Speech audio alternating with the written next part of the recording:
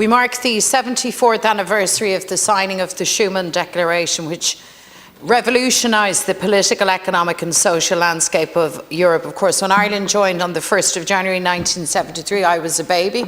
My colleague here, Deputy Matt Carthy, wasn't even a twinkle in his mammy's eye. So both of us have grown up in a country that has known nothing other than being part of what was an economic community and then a political union and so on. And there's no doubt that today Europe and the world again face a period of generational challenge. The recovery from the pandemic continues. Workers and families remain under huge pressure from an unprecedented cost of living crisis. The climate emergency presents a very real and present threat to our planet. Russia's criminal invasion of Ukraine and Israel's genocidal war on the people of Gaza have tested the EU commitment to the principles of human rights, democracy, justice, self-determination and peace. There's also a time for decisions, a time to make positive choices about the future.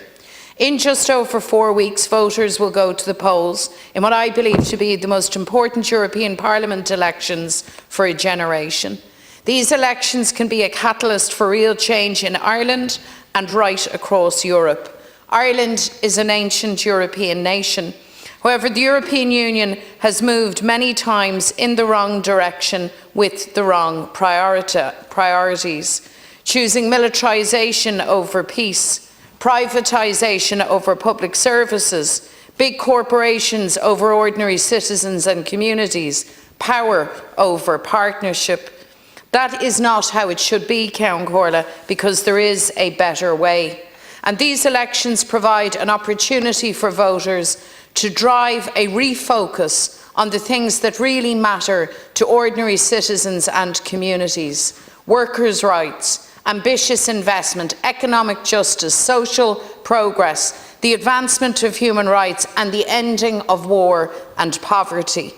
Because we can build a social Europe where the interests of workers, families and community come first, where the democratic deficit is truly confronted and where the rights of smaller member states are recognised, protected and strengthened. This is how you enhance the democratic legitimacy of the European Union. The future of Europe must be about real partnership, nurtured by respect for the independence and autonomy of member states in key areas. These elections provide voters with the opportunity to choose MEPs who will stand up for those things and who will stand up for Ireland, or for those who choose to defer to the demands of the powerful in the European Union. To choose MEPs who will back policies from the EU when they're good for Ireland and for the world, or for those who automatically accept policies from the EU simply to be the best boys and girls in the class. This weak, dangerous and deferential approach from Fine Gael and Fianna Fáil makes EU commissioners believe that Ireland is a pushover. We saw this most strikingly in the attempts by Commission President Ursula von der Leyen to run roughshod over Ireland's neutrality and the independence of our foreign policy, as she gave unwavering support to Israel as it perpetrated slaughter and war crimes against Gaza. To be clear, she did not speak for the people of Ireland and she never will, and I think it shameful that Fine Gael and Fianna Fáil MEPs will now line up to back her for a second term in office. Sinn Féin MEPs, if elected, will not. This government's attack on Ireland's triple lock neutrality protection shows exactly where Fine Gael and Fianna Fáil MEPs will stand on our neutrality. The people of Ireland value our neutrality and Sinn Féin MEPs will defend it. This unquestioning deferential approach of Fine Gael and Fianna Fáil is also at the root of its total acceptance of the EU Migration Pact. Discarding Ireland's right to opt out of parts of the pact is a bad decision. There are, of course, areas where cooperation is necessary, but throwing our immigration policies in with Brussels lock, stock and barrel is not in Ireland's best interests. Our immigration policies and system must be set here by an Irish government, not dictated to us by the EU. And of course that system must be fair, efficient and enforced, a system that upholds human rights and the cohesion of communities and the good of society. The Europe of the future must be a beacon of freedom and peace. Rightly, the European Union hasn't been found wanting in standing with the Ukrainian people against Putin's criminal invasion. This same resolve has been shamefully absent when it comes to standing up for the people of Gaza against the slaughter, displacement, starvation and disease inflicted on them by the apartheid state of Israel. The double standards and hypocrisy are clear for all to see.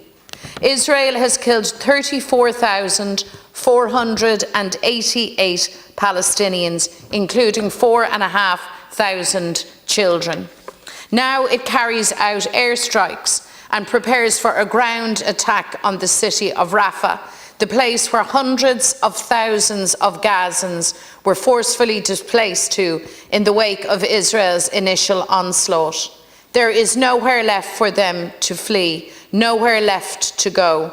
There would be no real evacuation of these Palestinians, no protective corridors, no safe zones. The world knows what will happen to the people of Rafah should Israel launch a ground assault. Slaughter, destruction, genocide. And the European Union can no longer stand idly by. A European that is true to European values would lead the international community in confronting and holding Israel accountable for its crimes against the people of Gaza and Palestine, in pushing for an immediate and complete ceasefire. The first step must be to cancel the EU-Israel Association Agreement. The Irish government must lead the EU by recognising the state of Palestine as unanimously backed by the Dáil a decade ago, Las Ceann Comhairle, by enacting the Occupied Territories Bill and by joining South Africa's ICJ genocide case against Israel. The European Union which we seek is one of genuine partnership, collaboration and solidarity, a union that is always focused on the uplift of ordinary people, one that's determined to win the race against climate change and realise a renewable energy revolution at which Ireland is at the forefront. This is the vision of Europe in which a united Ireland will finally take its rightful place amongst the nations of the world. So now is the time to embrace the empowerment of citizens. Now is the time to reach forward with confidence for a brighter future of equality, prosperity and success. Now, Las Ceann Comhairle, is the time for real change in Ireland and across Europe.